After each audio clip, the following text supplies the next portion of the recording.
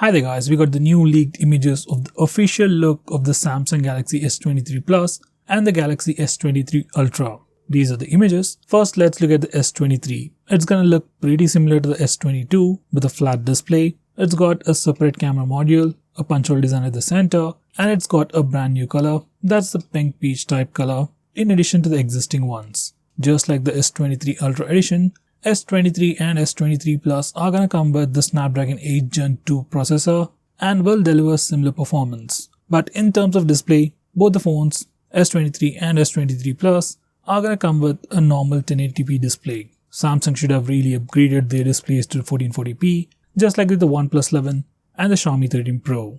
Now coming to the Samsung S23 Ultra, here's the leaked image. We got a brand new green color, which looks pretty similar to the sage green finish look on the Samsung S21 FE, but it has a slightly darker tone with a glass panel on the back. Front looks pretty similar to other Samsung Ultra phones with a boxy curved design.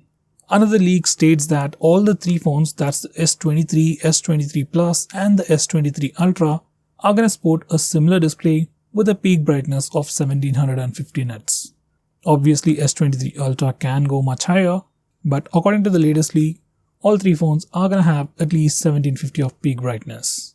Besides that, S23 Ultra can record true 8K video recording without any crop, and as it has a 200 megapixel primary camera, it's gonna take default 50 megapixel images. Well, the next news isn't confirmed, but according to the rumors, the new S23 series may have satellite connectivity as well, just like with the iPhone 14 series, so you can make those emergency calls when you're in an area with no service at all. Another leak confirms that all the S23 lineup phones are gonna come with Android 13 based on One UI 5.1. Now that's the newest version of One UI where everything is really perfect, all the animations are really smooth, and we actually got some pretty cool new features as well. So with the S23 lineup, we get all that right out of the box.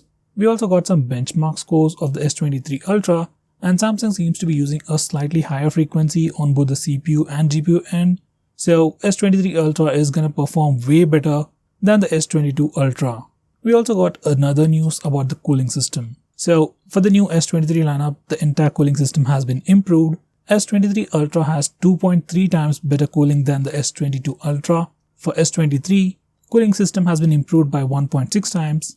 And for the S23 Plus, cooling system has been improved by 2.8 times. Well, the Snapdragon 8 Gen 1 processor does have a lot of heating issues, considering that the new S23 lineup might perform way better without any additions anyway.